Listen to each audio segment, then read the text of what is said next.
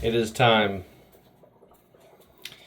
14 years into 2011, I started growing my locks, and it is now the end of 2025.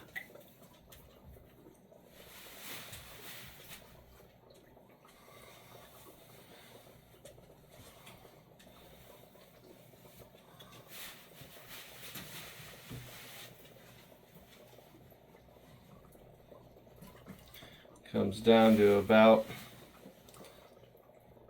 my belly button there. They're pretty long. Okay.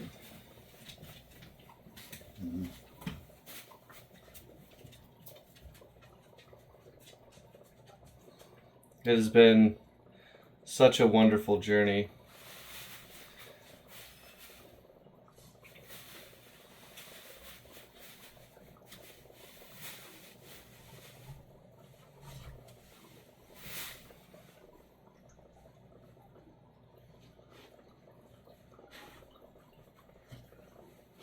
There isn't much I can say right now, but it's happening.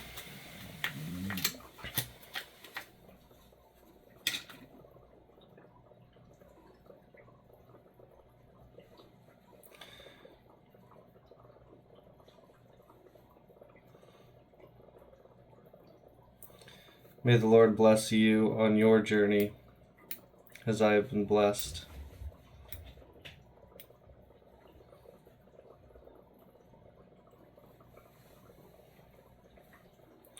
Here we go.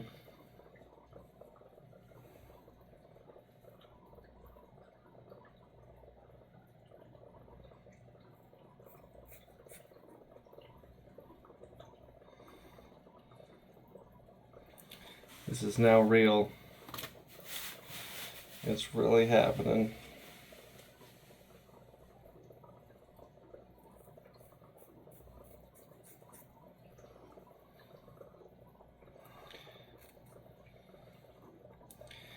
I started growing my locks when I had a spontaneous experience that made me realize that God is real and nothing means more in your life than to devote it to the love of God. When this moment happened, I was shook. And I was angry, actually. It wasn't like pure bliss immediately. I actually had a lot of anger in my heart.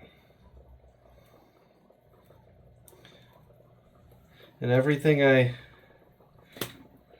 brought up in the conversation between me and the Lord was answered in such grace.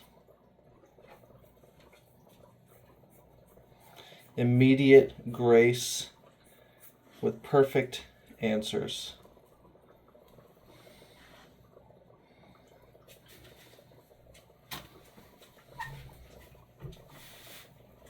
Now, I'm not going to give these answers to you guys because anything given is not truly instilled in you. You have to learn these lessons yourself. Wow.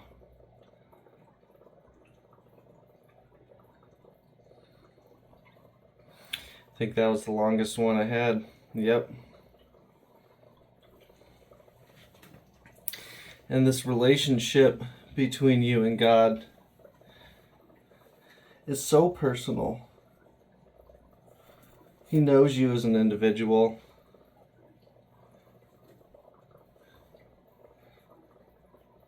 And He wants you to individually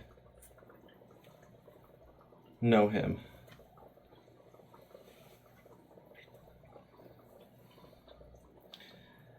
And I say him, but I'm not disregarding any of you females that also know that God is also her. For we were created in the image of God.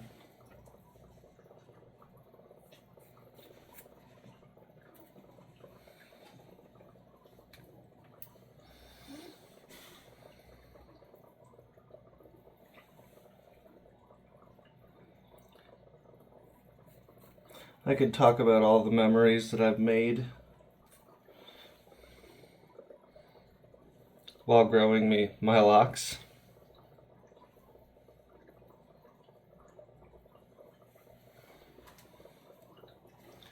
And I might. But right now,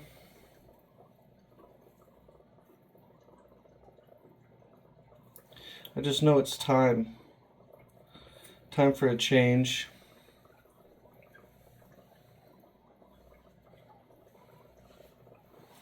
These were a symbol of my devotion to the Lord and renunciation of the world. But you know what happened?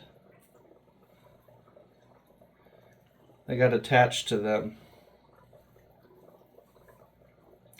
I got attached to my identity. I started identifying with my body and my locks.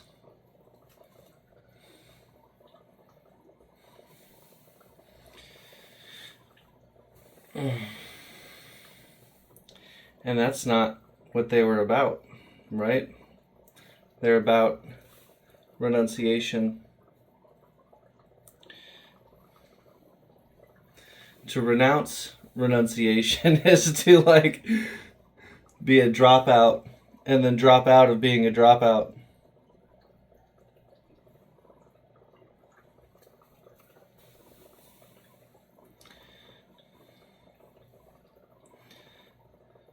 In the 60s and 70s, there was a man who came to America on a boat. He had $4, $3, I don't know the story perfectly, and a typewriter.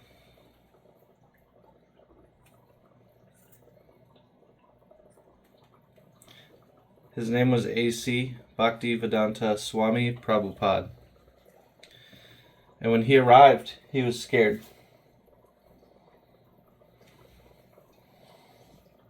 He knew that America was so lost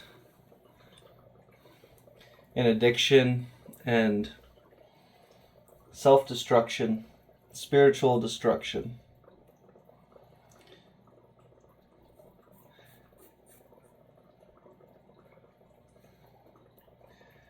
And he came here on a mission to reestablish Dharma. Dharma means our purpose. And our purpose in life is to love God with all of our heart and soul.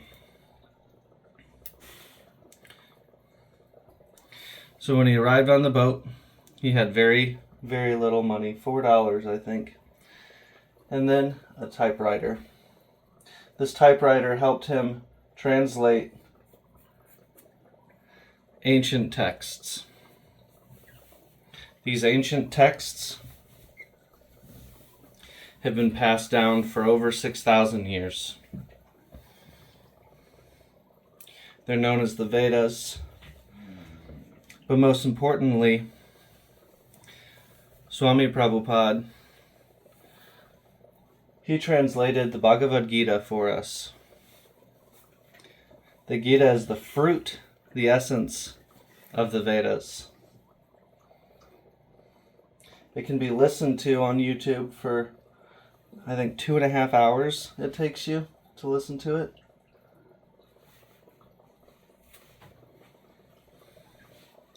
And in that 2.5 hours, the Lord himself speaks to a man named Arjun struggling in the battlefield of Kurukshetra. After hearing the Lord's words,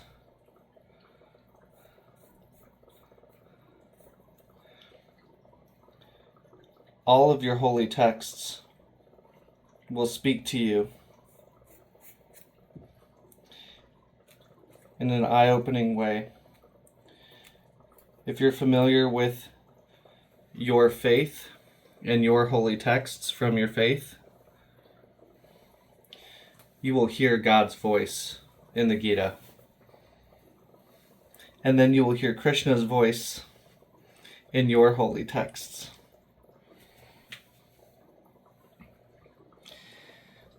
A.C. Bhaktivedanta, he got tens of thousands and now hundreds of thousands of people to stop doing drugs and devoting their lives to God, to stop having illicit sex and devote their lives to God, stop eating meat and devote their lives to God. Wherever you're at in your process, you're in a good place. Because the fact that you're still watching this, with this conversation happening,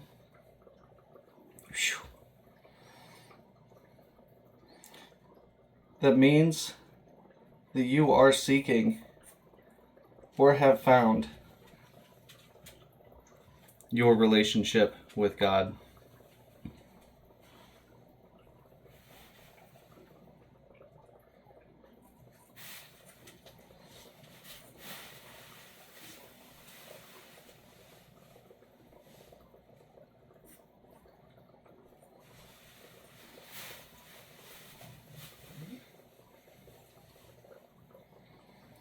Swami Prabhupada was robbed shortly after he arrived. $4 gone. Typewriter gone. And now, people sing Harinam, the name of the Lord. As God has infinite names, people sing and praise God's name and names all over the world by the millions.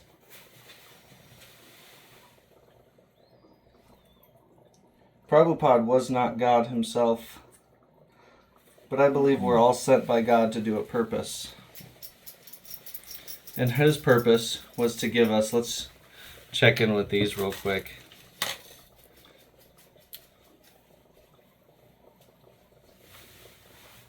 Hare Krishna.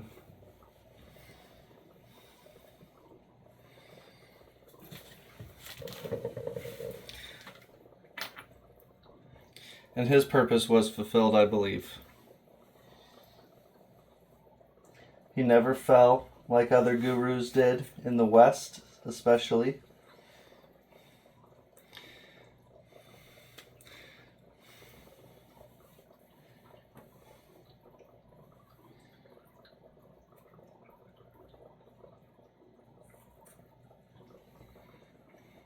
This man was a saint.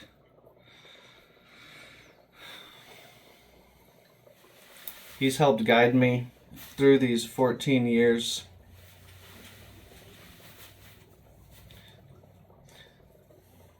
I met some monks in Denver, Colorado.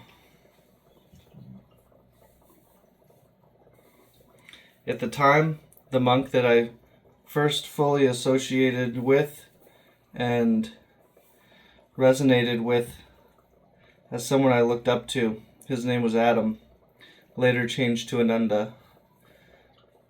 He sung the best kirtan. When he praised the Lord, he taught me, when you sing to God, sing like you're at the bottom of the ocean. And your prayer has to reach past the stars into the heavens.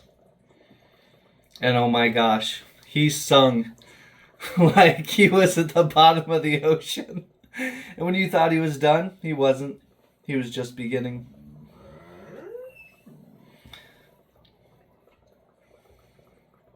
I would see him all over Denver and Boulder. And his other associates playing the drums, the kartals, harmonium. And at the time, I was living in my car, seeking a relationship with God.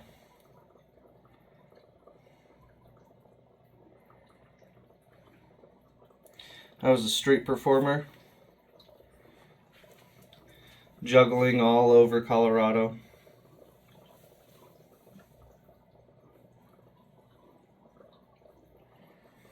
I think this is the last one. Hare Krishna. Wow, folks.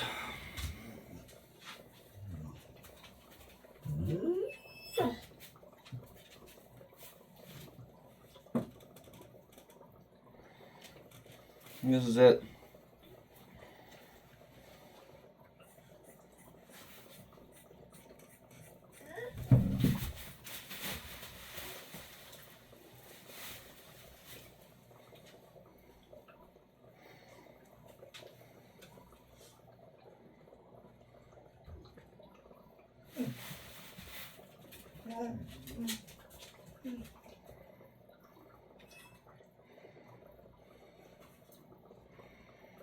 I think all my teachers throughout the years, as you are vast and your meaning to me means more than you know. You might actually know, because you had teachers too.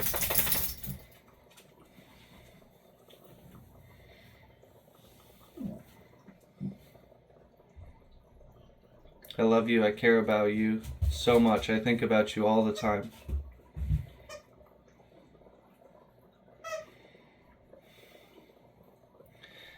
This is my new journey in life. As I got married, my wife is now combing out her locks. It's a new chapter. New chapter. Let's see here.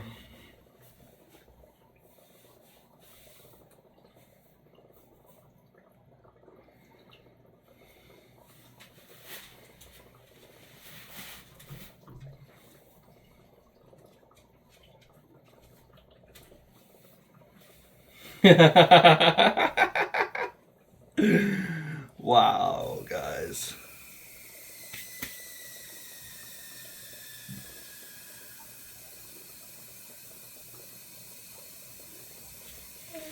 Okay. Let's find these clippers here. Hare Krishna, Hare Krishna, Krishna Krishna, Hare Hare. Do we just go all the way down? I say we just go for it. Hi, JJ. My puppy. He's not going to recognize me now. Got Rama, JJ. Where's Leela? Leela!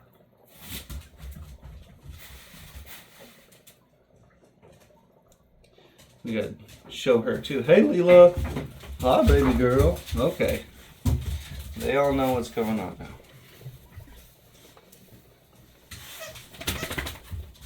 Let's show these off. Okay, here we go. Hare Krishna. Here they go.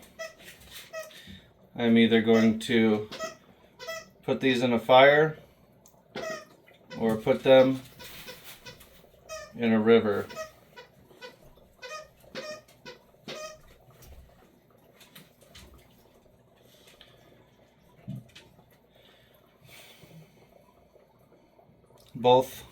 Both are good. I think a fire will probably be best to sit with my wife and do that with both of our locs.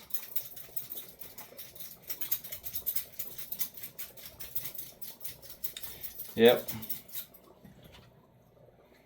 Okay. Here we go. It honestly doesn't feel like that big of a deal right now, which is weird because I've made it a big deal for quite some time, and then it just doesn't feel like a big deal anymore. It feels like it's time. I was far too attached to them. We'll clear some counter space off here.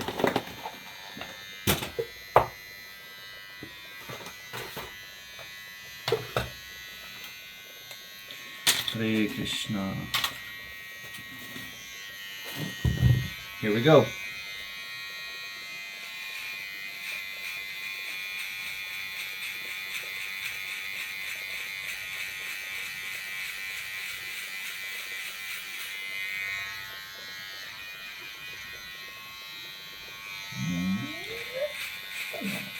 To all of you that are wondering if it's worth it to cut your hair or grow your locks, I'm going to say yeah. Yeah, both are worth it. Very much so, folks.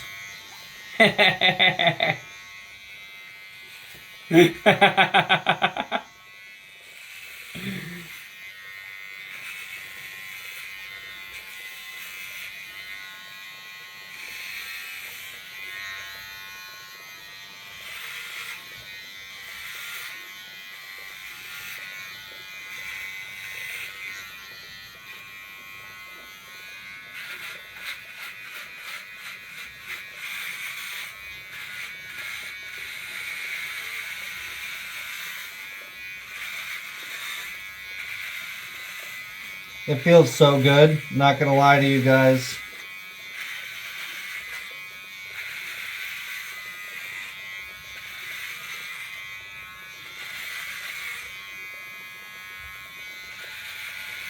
Feels like a weight is being lifted off of not just my head, but emotionally everything.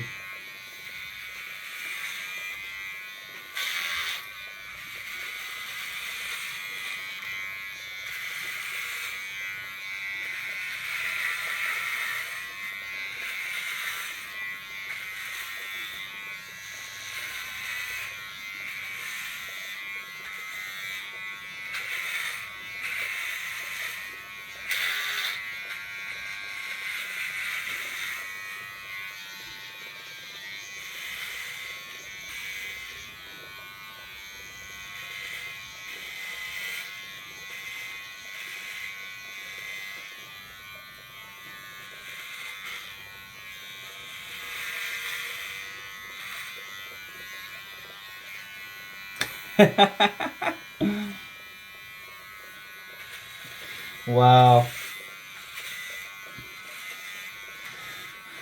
I haven't seen this head in 14 years.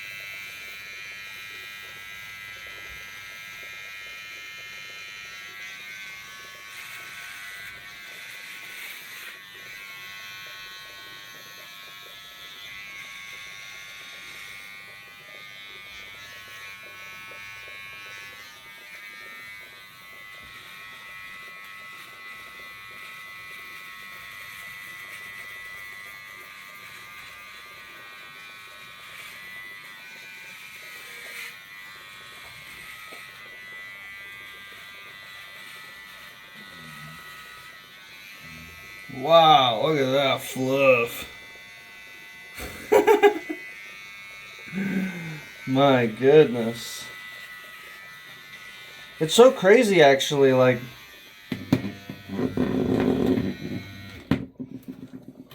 look at the difference in color. Wow. If anybody knows why my hair is such a different color right now between the unlocked hair and the locked hair, let me know.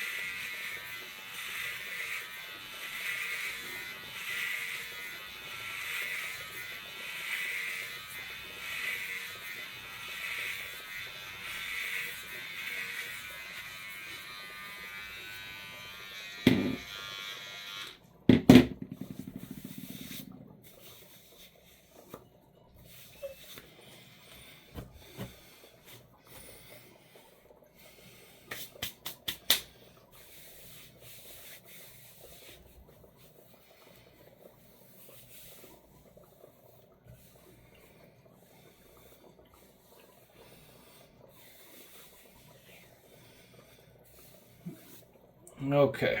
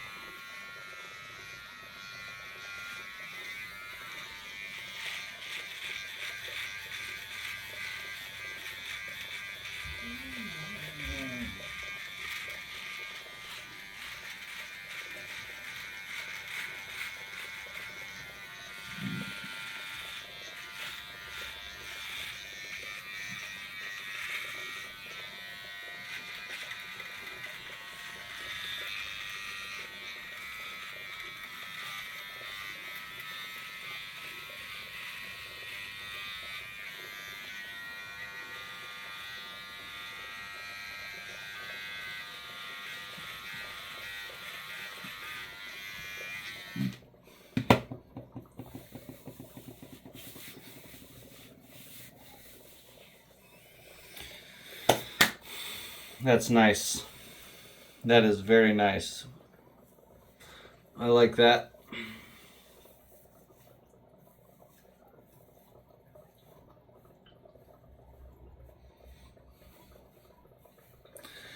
It's a good change.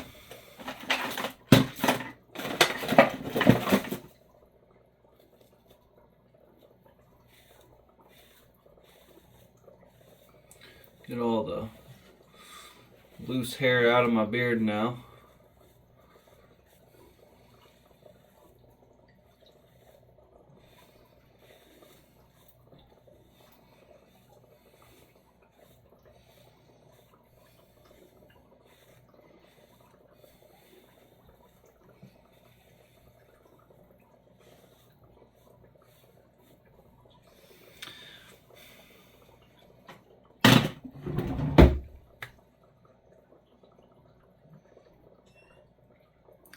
Thank you for being with me in this time.